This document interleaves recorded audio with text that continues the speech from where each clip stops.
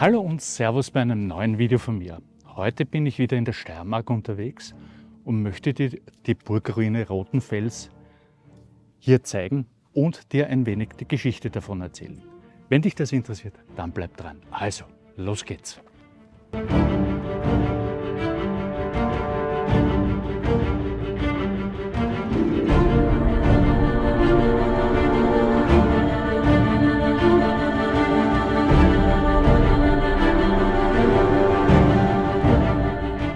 Es gibt Orte, die scheinen der Zeit zu trotzen. Wie ein Wächter aus Stein, hoch über dem Wölzer Tal in der Steiermark. Wacht die Burg Rothenfels. Ihr Name verrät ihr Fundament. Sie steht auf einem eisenhaltigen, rötlichen Felsen, dem Rothenfels.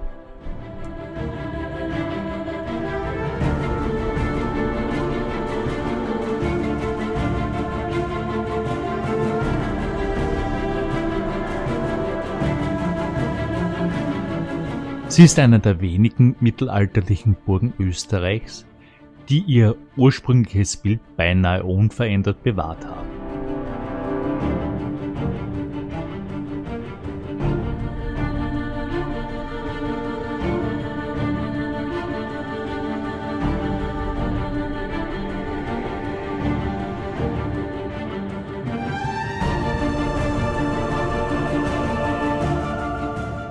Sie ist keine Ruine, kein reines Museum. Sie ist ein lebendiges Monument, dessen Mauern von Kaisern, Bischöfen, rebellischen Bauern und einer bemerkenswerten Kontinuität über fast ein Jahrtausend erzählen.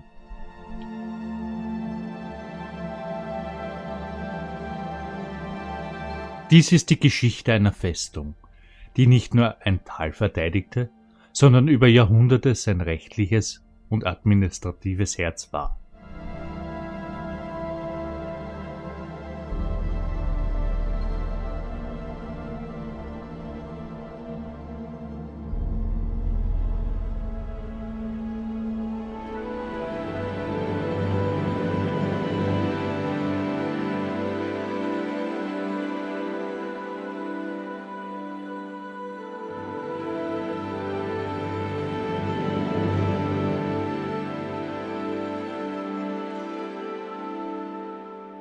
Die Geschichte von Rothenfels beginnt mit einem königlichen Geschenk, das die Geschichte des Tals für 800 Jahre bestimmen sollte.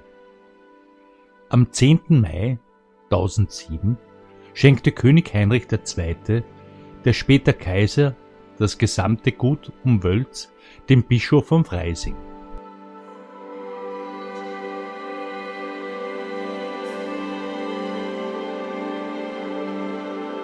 Von diesem Moment an war Rothenfels der administrative Mittelpunkt einer bayerischen Enklave tief in der Steiermark.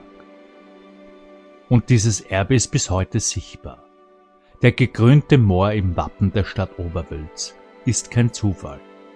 Er ist das Wappen des Hochstifts Freising, ein Zeichen der jahrhundertlangen Herrschaft.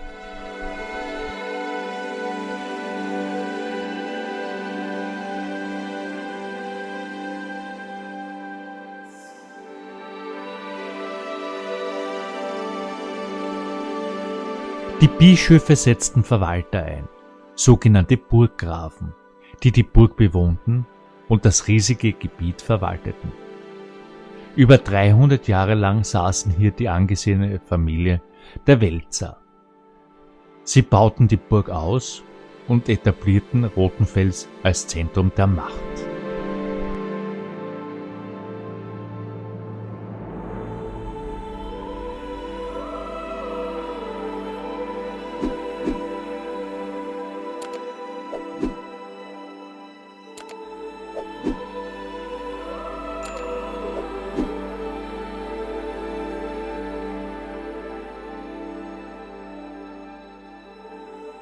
Das 15. Jahrhundert war eine Zeit der Unruhe und der Fehden.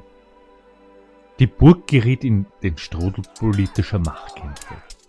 Sie wurde an den Gegner des Landesfürsten verpfändet, überfallen und ihre Burggrafen wurden vertrieben und wieder eingesetzt.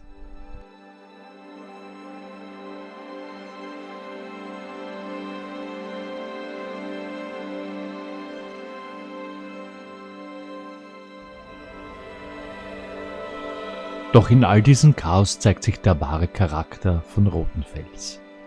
Seine Wehrhaftigkeit und sein Trotz. Im Jahr 1480 geschah das Unglaubliche. Ungarn fielen in die Steiermark ein und zur gleichen Zeit erschienen auch die Truppen des Kaisers vor den Toren von Oberwölz. Der kaiserliche Feldhauptmann verlangte die Öffnung der Stadt.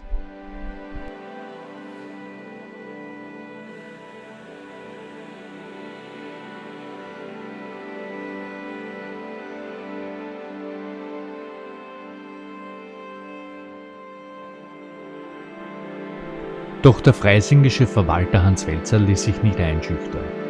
Er war dem Bischof von Freising treu, nicht den Kaiser oder den Ungarn. Er verweigerte beiden Parteien den Zutritt. Und so musste Ungarn und die kaiserlichen Truppen unverrichteter Dinge wieder abziehen. Eine Demonstration von Stärke und Loyalität, die selbst den Bischof aus dem Fernen gutheißen musste.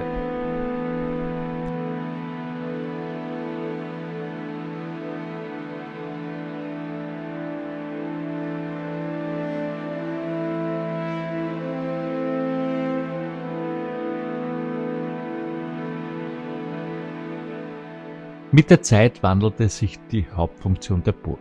Sie war nicht mehr nur eine Festung, sondern war vor allem der Sitz von Gerichtsbarkeit für das gesamte obere Murtal. Ihr Einfluss reichte weit über die sichtbaren Mauern hinaus.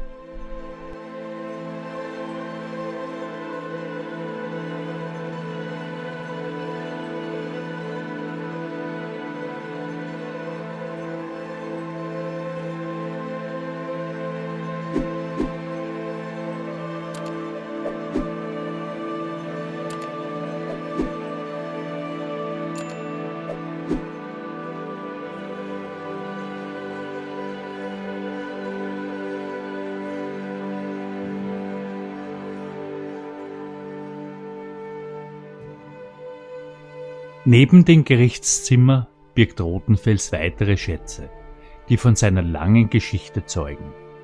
Hinter einer schweren spätgotischen Tür liegt die Burgkapelle, der heiligen Katharina geweiht. Dieser intime heilige Raum aus dem 14. Jahrhundert wurde über die Jahrhunderte verändert, doch seine Seele blieb erhalten.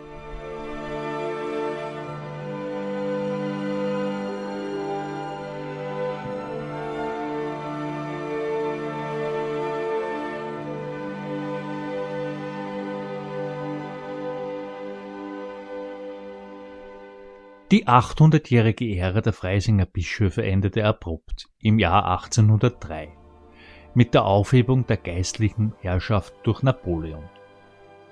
Rothenfels fiel an den Staat und wurde 1823 öffentlich versteigert. Eine Reihe privater Besitzer folgte.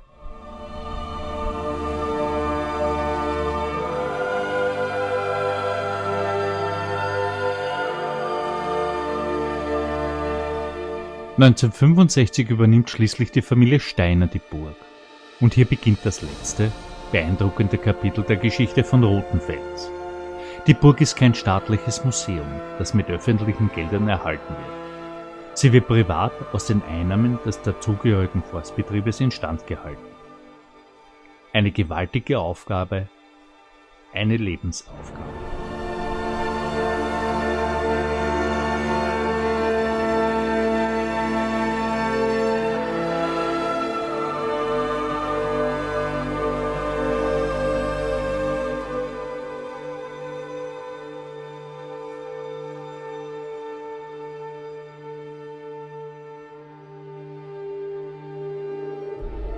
Burg Rothenfels ist somit mehr als nur ein Denkmal.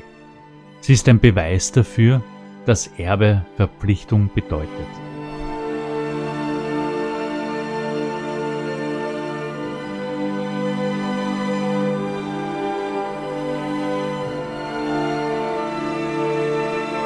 Vom strategischen Bollwerk der Bischöfe über ein Zentrum der Gerichtsbarkeit bis hin zur privat gehegten Juwel. Der rote Fels über dem Wölzertal hat seine Rolle gewandelt, aber seine Würde und seine Geschichte nie verloren.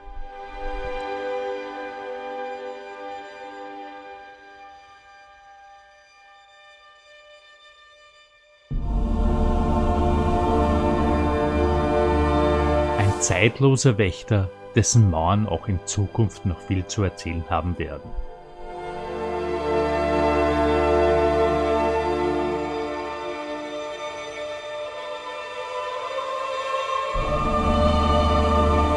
Ja, das war das Video über die Burgruine Rothenfels hier in der Steiermark. Ich hoffe, das Video hat dir gefallen und du lässt mir einen Daumen hoch da und abonnierst meinen Kanal. Somit verpasst du keine weiteren geschichtlichen Videos mehr von mir. Ich freue mich bis zum nächsten Mal. Ciao, ciao, dein Gottraveler. Also, ciao.